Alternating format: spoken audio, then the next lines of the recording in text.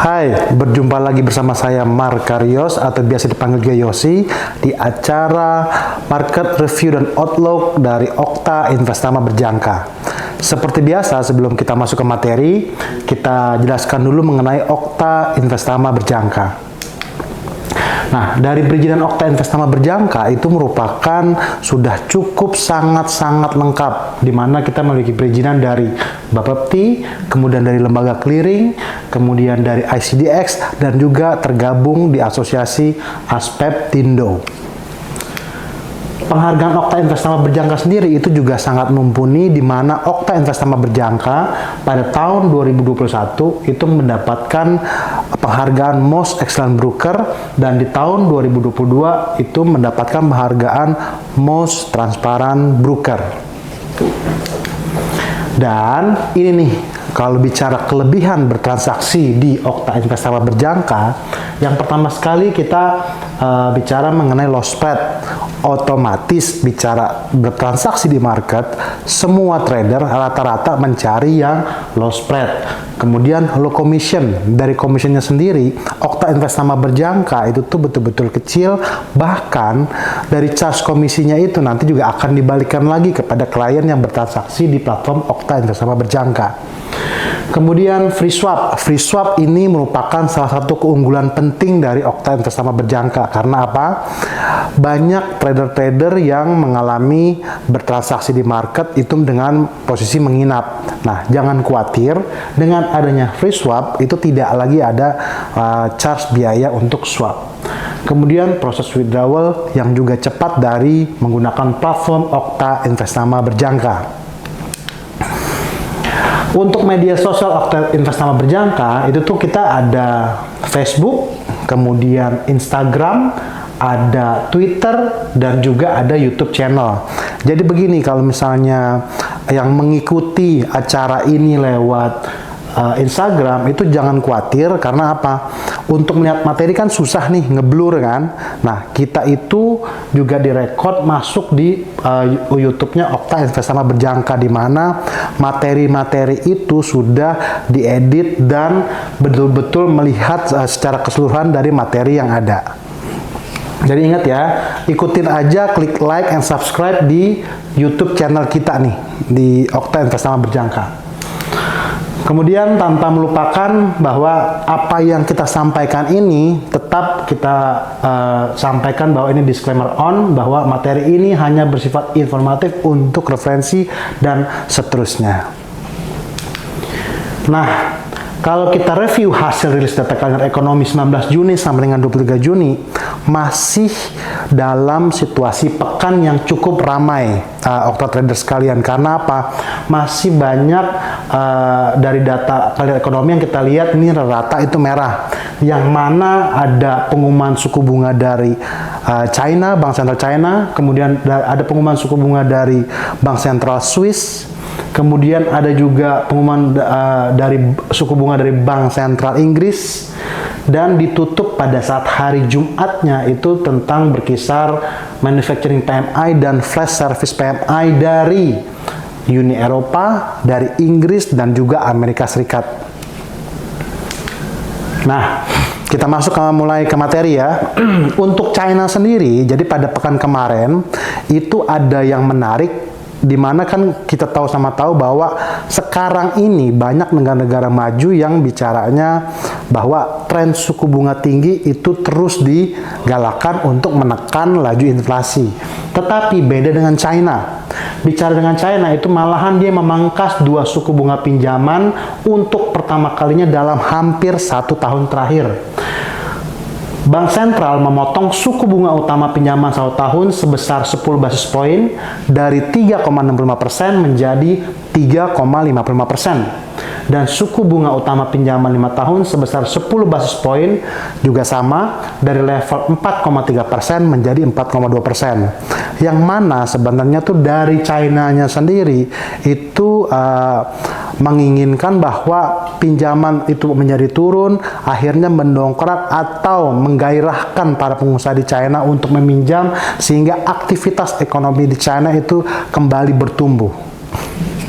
Nah, Sedangkan untuk Australia sendiri, itu di pekan kemarin, itu ada menerbitkan risalah pertemuan terakhir, yang mana bahwa Dewan mendiskusikan menjadi dua opsi.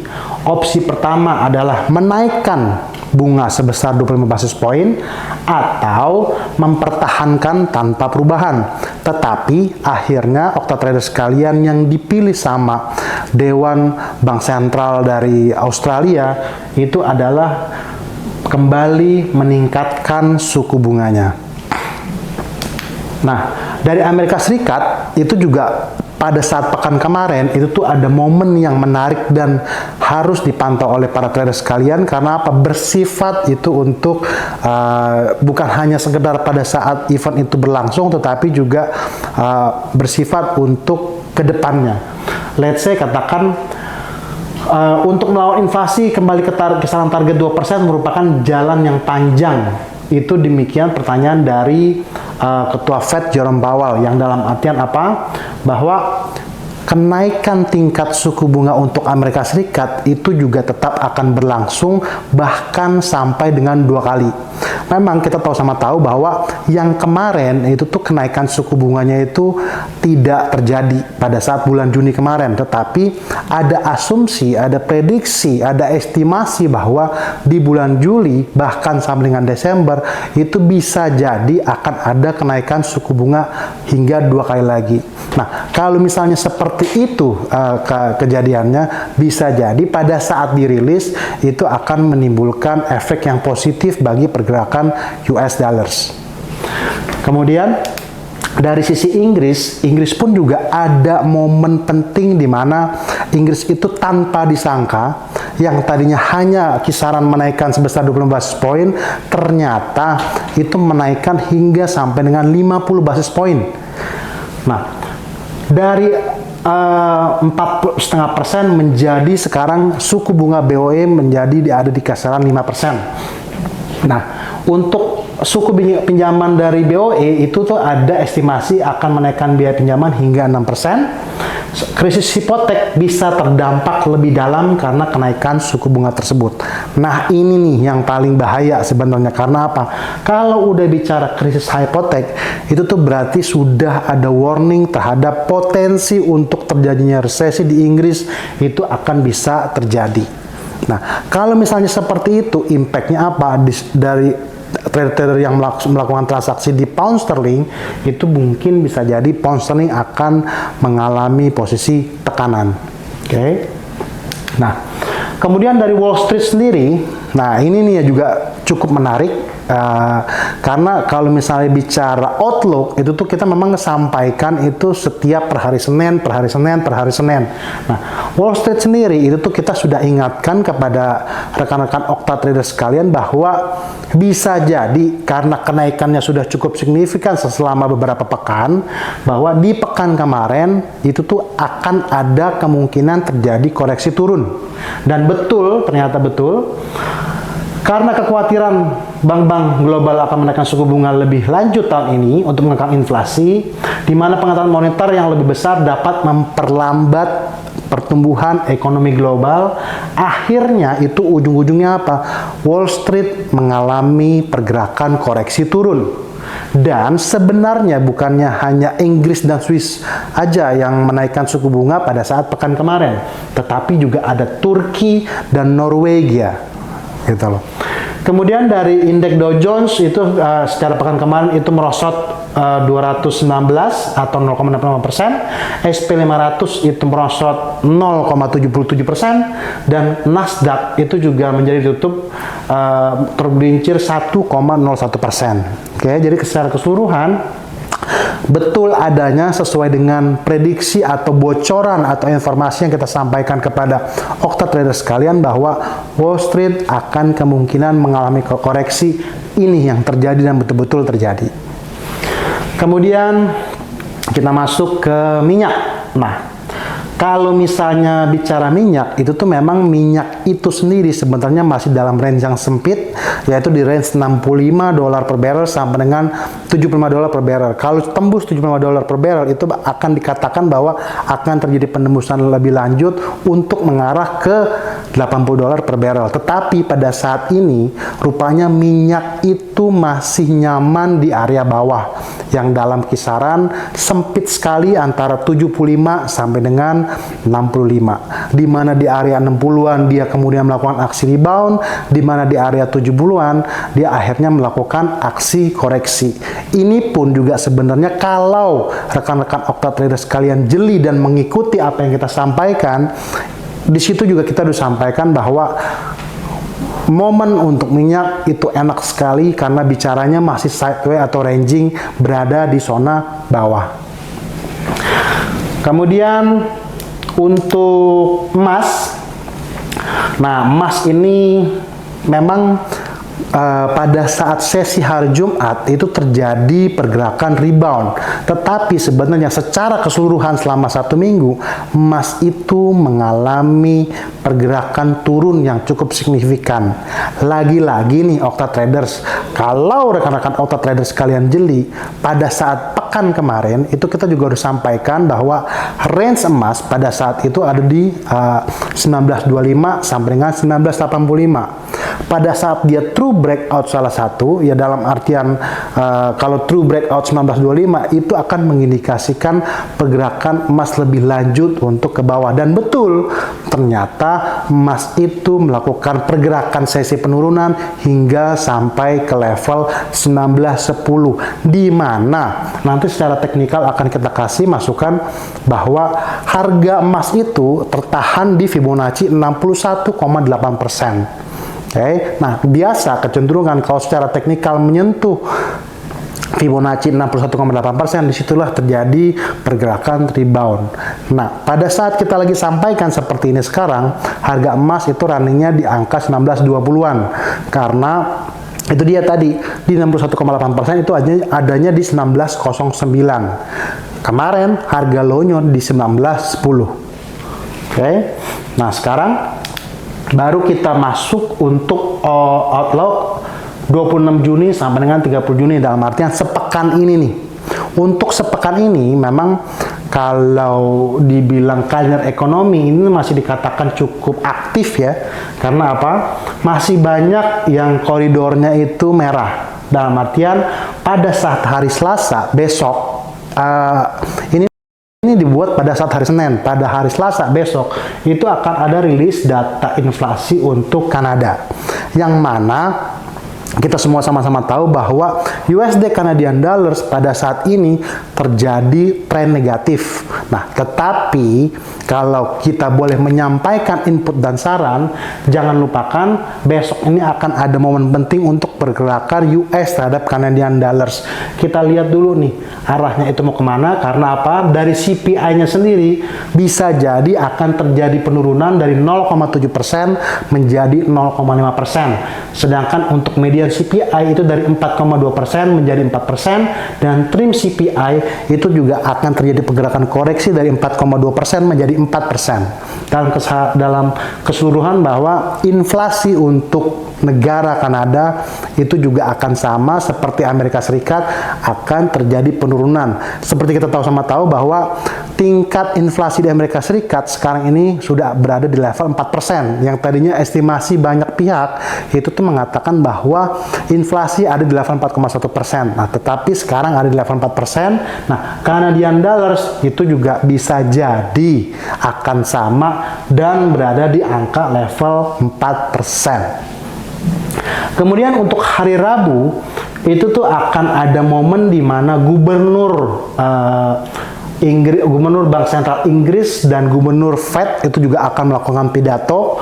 Nah, kita akan lihat dulu nih perkembangannya pada saat pidatonya itu akan menyampaikan hal tentang apa. Tetapi biasanya sih kalau misalnya bicara Fed, bicara Powell, kan kemarin udah disampaikan bahwa bisa jadi Powell itu akan menaikkan lagi suku bunga Fed, tetapi dalam konteks atau koridor yang juga tetap berhati-hati, bukannya langsung gegabah. Walaupun masih ada 2 kali lagi nih untuk menaikkan suku bunga, dia juga akan tetap melihat dari rilis data inflasi berkelanjutan itu seperti apa. gitu loh. Nah, paginya di hari Rabu itu juga ada data inflasi bagi Australia.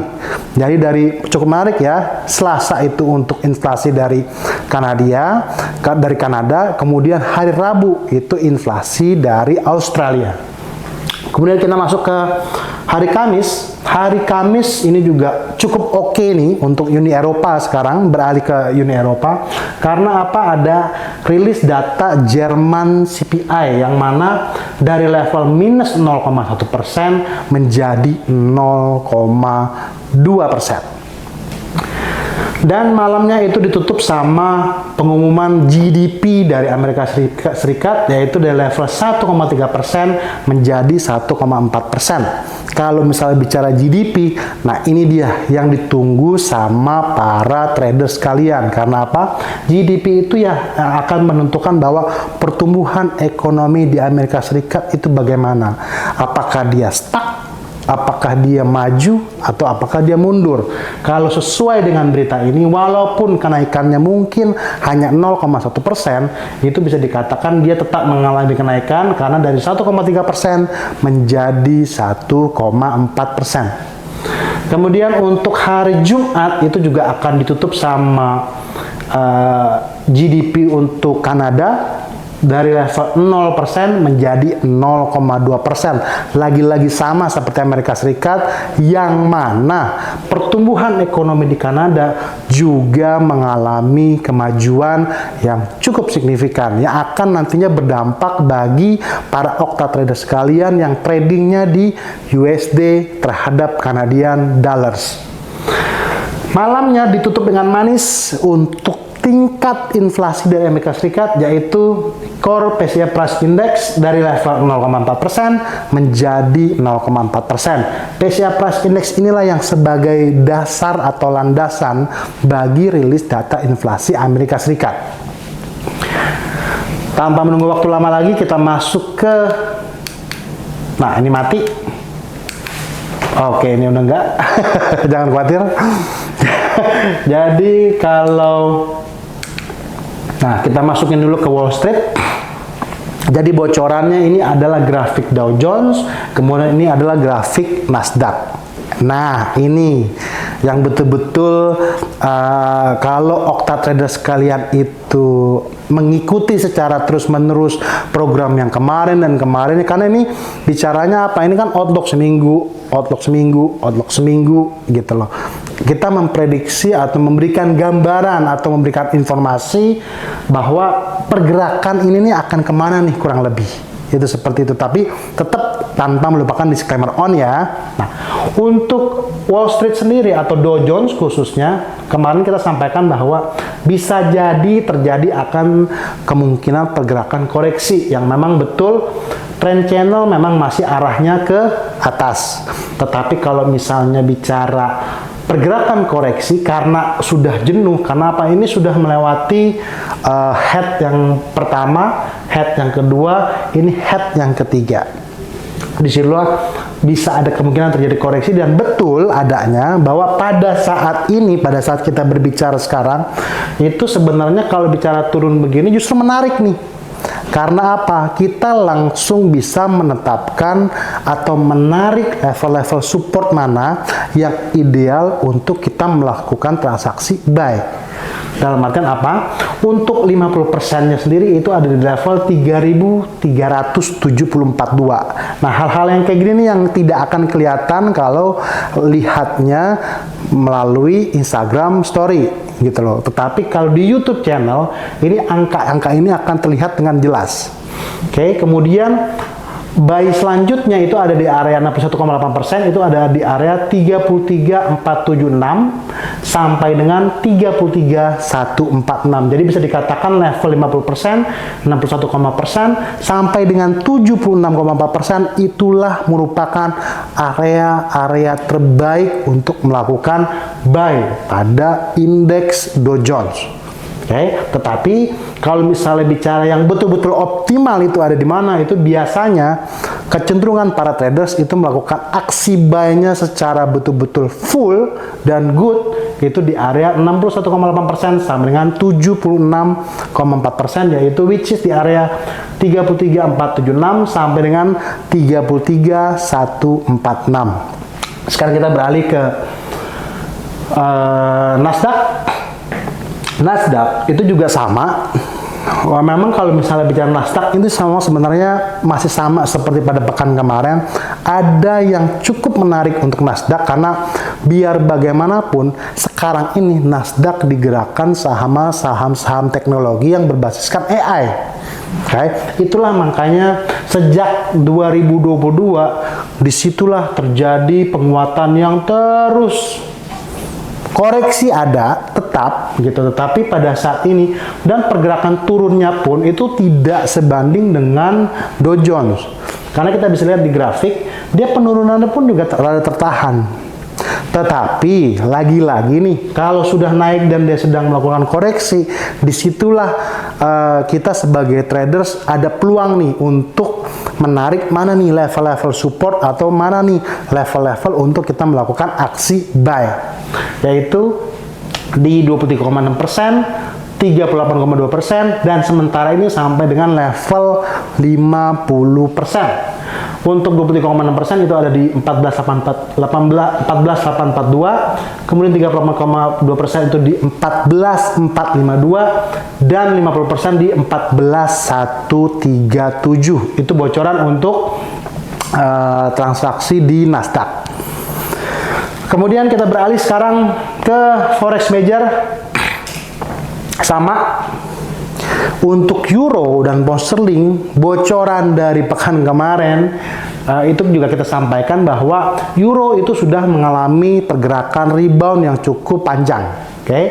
Dari ini kalau ini ditarik, itu tuh sebenarnya ada di area 61,8% sampai dengan 76,4%. Tetapi sekarang ini dia bergerak berbalik. Kita sudah ingatkan wanti-wanti berkali-kali kepada octatrader sekalian melalui acara ini ya, bahwa boleh nih kita lihat atau cari momen untuk melakukan sell. Dan betul adanya sekarang ini sedang terjadi pergerakan koreksi turun, di mana supportnya itu ada di level 38,2, 50% sampai dengan 61,%. Untuk 50% itu ada di level 1.0822, sementara 61,8%-nya itu berada di level 1.0778. Jadi ini ya diperhatikan betul ya untuk secara time frame satu hari, bocoran untuk euro. Kemudian untuk pound sterling itu juga sama. Bocoran dari yang kemarin kita sampaikan kepada octatrader sekalian adalah pound dinaikkan suku bunga itu bukannya sebetulnya bagus. Karena apa? Itu mengindikasikan bahwa perlambatan ekonomi atau potensi resesi di Inggris itu akan bisa betul-betul terjadi. Karena apa? Kalau misalnya bicara hipotek, otomatis nih suku pinjaman naik. Otomatis suku bunga pinjaman bisnis naik, suku bunga pinjaman kita misalnya kredit rumah itu juga naik, suku bunga pinjaman kita pada saat kredit kendaraan bermotor juga naik. Itu impactnya tuh ke sana panjang. Sementara inflasinya Inggris sendiri walaupun sudah dinaikkan ke level 5%, sementara ini inflasinya masih bertengger di level 8,7%. Beda dengan Amerika Serikat yang suku bunganya itu di level 5% sampai dengan 5,25%, tetapi inflasinya sudah di 4%. Inggris 5%, inflasinya ada di level 8,7%. Nah, disitulah akhirnya terjadi pergerakan koreksi untuk mata uang pound sterling. Ini pun juga sudah kita ingatkan di pekan kemarin. Jadi sekali lagi kita ingatkan kepada octatrader sekalian, ini harus ditonton secara berkala. Jadi biar tahu nih, oh seminggu ke depan kira-kira saya akan bertransaksinya bagaimana nih terhadap indeks saham, terhadap Wall Street, atau terhadap major currency. Sekarang kita masuk ke komoditas. Bicara komoditas yang kita sampaikan itu adalah emas, kemudian minyak. Nah, kalau misalnya bicara emas, sementara ini yang kita sampaikan, ini betul-betul tertahan di Fibonacci support 61,8%, which is di angka 1909. Nah, level selanjutnya itu akan ada di 1890 hingga 1869. Jadi bisa dikatakan bahwa emas level buy yang baik itu sebenarnya ada di level 1890-an hingga 1870-an. Untuk minggu ini, kalau minggu depan ya beda lagi angkanya. Kemudian untuk minyak kita lihat ya, ini benar-benar kenceng banget nih. Dalam artian betul-betul ketahan di area resisten, ketahan di area support 75 hingga 66. Kita sampaikan bahwa 75 hingga 65. Jadi range-nya itu bolak-balik aja di sini di area 70-an, dia turun, di area 60-an, dia rebound lagi. Jadi minyak ini cukup nyaman nih, karena apa? Bicara dolarnya itu sendiri, misalnya kita bertransaksi buy di angka 67, kita lepas di angka 70, itu berarti kita profitnya sebesar 3 dolar. 3 dolar di minyak itu berarti sama dengan 300 pip. Kalau 0,1 itu berarti 3 juta. Kalau misalnya satu lot itu kita masuknya berarti probabilitas untuk profitnya 30 juta. Hanya dalam konteks 2 atau 3 hari. Gitu loh. Nah, kemudian oke. Jadi menutup untuk sesi market review dan outlook hari ini, nggak pernah bosen nih kita sampaikan bahwa harus selalu trade your plan and play your trade bersama Okta Investama Berjangka. Bertemu kembali lagi bersama saya Yosi di pekan depan. Bye.